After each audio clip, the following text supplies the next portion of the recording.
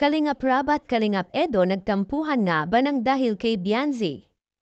Ito ang pag-uusapan natin maya-maya lamang. Pakiusap patapusin ang video para malaman ang nilalaman nito at kung bago ka pa lang sa aking YouTube channel paki-subscribe para lagi kang updated sa video ng mga kalingap. Isang mapagpalang araw sa inyong lahat mga kalingap. Dito nga Edo at Kalingap Rab nagtampuhan na ba ng dahil kay Bianzi? Mga ka-viewers dito nga ay humingi ng paumanhin si Kalingap Edo kay Kalingap Rab dahil sa mga nangyari. Dahil itong mga huling araw nga ay laging kasama ni Kalingap Edo si Bianzi sa pag-scout. Dito nga ay parang na-expose ni Kalingap Edo si Bianzi sa kanyang vlog.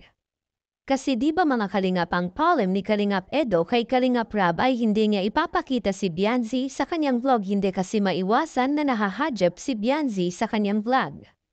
Kaya naman ay humihingi si Kalingap Edo ng paumanhin sa kanyang pinsan. Pero ang sinabi naman ni Kalingap Rab kay Kalingap Edo na paminsan-minsan daw ay pwede naman daw niyang e-vlog si Bianzi. Pero nga dahil malaki ang respeto ni Kalingap Edo kay Kalingap Rab ay hindi niya ito ginagawa na e-vlog si Bianzi kahit nga na magpinsan sila ay nagre-respeto pa rin si Kalingap Edo. Kahit pa na pinayagan ito ni Kalingap Rab na paminsan-minsan ay e-vlog itong si Bianzi ay hindi ito ginagawa ni Kalingap Edo. Kahit pa sinabi ni Kalingap Rab na e-vlog niya si Bianzi ay hindi niya ito ginagawa. Sa totoo lang si Kalingap Edo ay sobrang mahiyain sa kanyang pinsan talagang marunong siya tumano ng utang na loob at may respeto sa kapwa. Lalo na sa kanyang mga kamag-anak, kita mo nga pag pumupunta ito sa bahay ni Kalingap Rab ay hindi ito basta-basta na pumapasok naghihintay siya na tawagin ito bago papasok.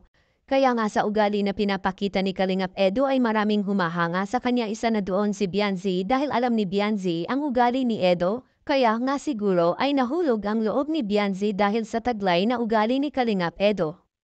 Hanggang dito na lang muna ang update. Huwag natin kalimutan suportahan ang ama ng Kalingap na si Val Santos Matubang at ang kanyang anak na si Kalingap Rab at ang munting channel kong ito. Maraming salamat po. God bless sa inyong lahat. At yun na guys ang nangyari sa EDC guys no. Hanggang dito na lang ang ating reaction video ngayong araw na to guys no.